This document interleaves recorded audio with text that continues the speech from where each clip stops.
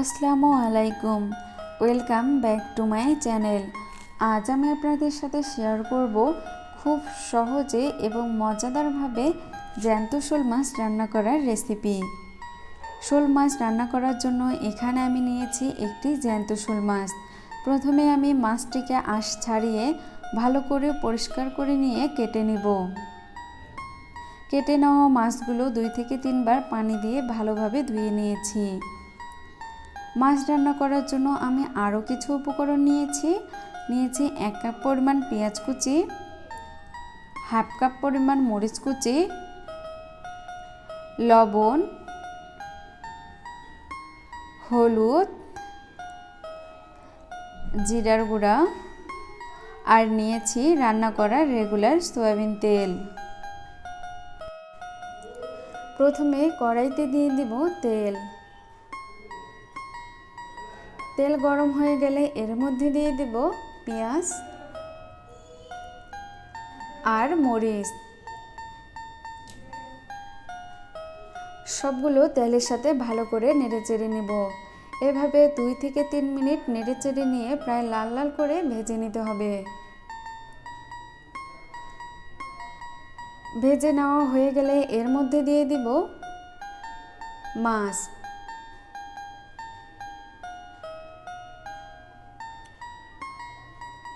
এখন দিয়ে দিব 1 চামচ পরিমাণ লবণ আর 1 চামচ পরিমাণ হলুদ। মাছের সাথে সবগুলো ভালো করে মিশিয়ে নিতে হবে। এমনভাবে মিশিয়ে নিতে হবে যাতে প্রতিটা মাছের গায়ে মশলাগুলো ভালোভাবে লেগে যায়। এভাবে 2 থেকে 3 মিনিট হালকা করে মাছগুলো ভেজে নিতে হবে।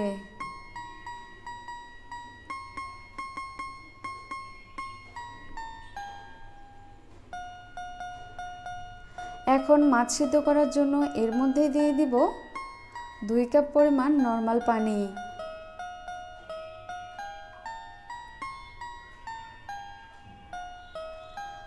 পানির সাথে মাছগুলো ভালোভাবে মিশিয়ে নেব।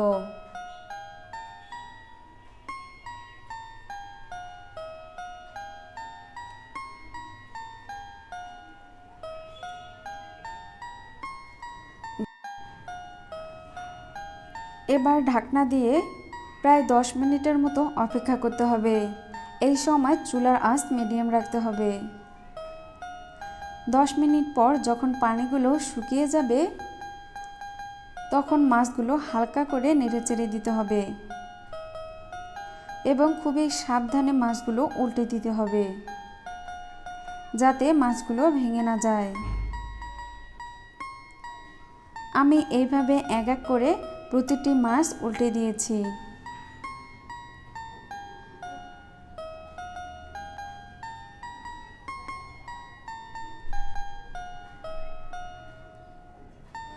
নিচের দিকে হালকা করে নেড়েচেড়ে দিতে হবে যাতে মশলাগুলো পুড়ে না যায়।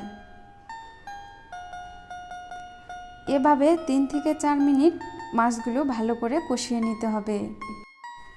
কষিয়ে নেওয়া হয়ে গেলে ঝোলের জন্য দিয়ে দিব 3 কাপ পরিমাণ পানি।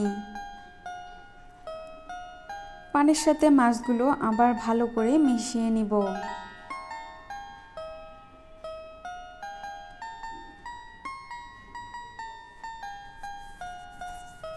খুবই হালকা করে নেড়েচেড়ে দিতে হবে। মিশিয়ে নেওয়া হয়ে গেলে আবার 7 থেকে 8 মিনিটের মতো রেখে দিব। প্রায় 8 মিনিট পর ঢাকনা খুলে এর মধ্যে দিয়ে দিব 1 চামচ পরিমাণ জিরার গুঁড়া,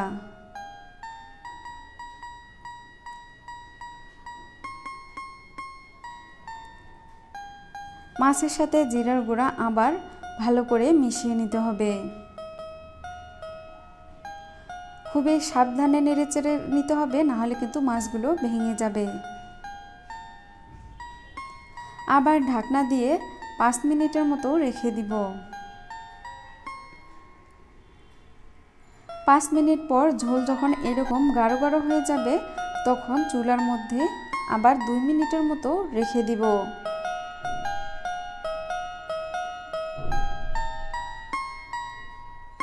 এবার চুলার আঁচ বন্ধ করে দিব। এভাবে খুব সহজে এবং মজাদারভাবে সেরা স্বাদের শোল মাছ খেতে চাইলে আপনারা ট্রাই করতে পারেন। যদি আপনাদের ভিডিওটি ভালো লেগে থাকে অবশ্যই লাইক, কমেন্ট অ্যান্ড শেয়ার করবেন এবং সাবস্ক্রাইব করে পাশে থাকবেন।